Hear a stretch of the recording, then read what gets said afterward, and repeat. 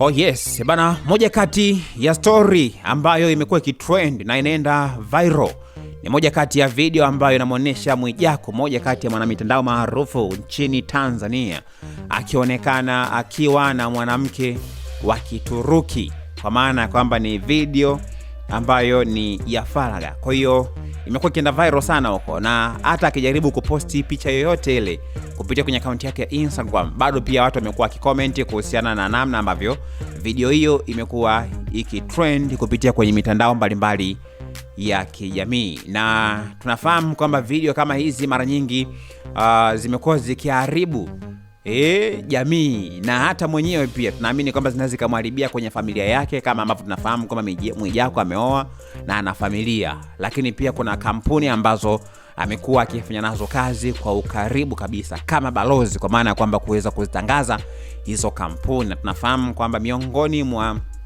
ethical consideration kwa makampuni mbalimbali ambayo umekuwa watu wamekuwa wakifanya nayo kazi, kwamba ni ngumu sana kuweza kumkubali mtu pia ambaye ana hati chafu, kwa maana kwamba ana vitendo ambavyo vinakinzana na utamaduni wa Kitanzania au maadili yetu, kwa maana ya kwamba Tanzania au Afrika kiujumla. Sasa nimeona Mwijaku ameshindwa kabisa kuvumilia kutokana na kile ambacho kimeendelea. Moja kwa moja ameenda kwenye status yake kwenye Instagram na kwanza kumlaumu Baba Levo kwa kile ambacho amekiandika, kwamba nitakusomea hapa: Baba Levo, ulichokifanya ni utoto sana.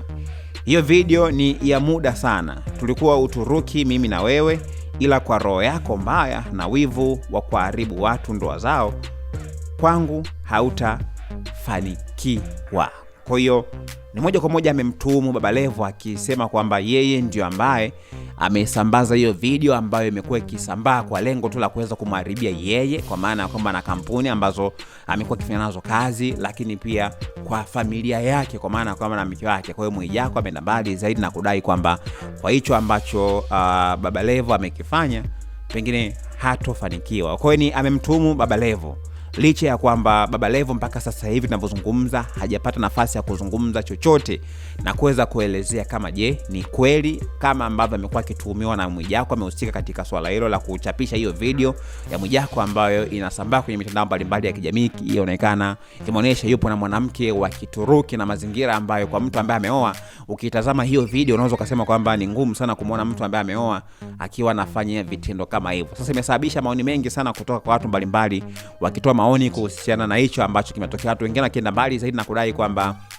Mwijaku vitendo hivyo, licha ya kwamba huko nyuma alikuwa na tuhuma zingine ambazo zilikuwa zinahusiana na video kama hiyo, lakini kwa nini pia anaendelea na tabia hiyo ambayo amekuwa akifanya? Kwa hiyo hizo ni comment tu na mitazamo ya watu kupitia kwenye Instagram. Kwa wewe ambaye sasa hivi unaitazama story hii, maoni yako na mtazamo wako ni upi? Basi usiache kusubscribe channel yetu ya YouTube ambayo inasomeka Dodoma TV, lakini pia usiache kutoa comment yako hapo. Ciao.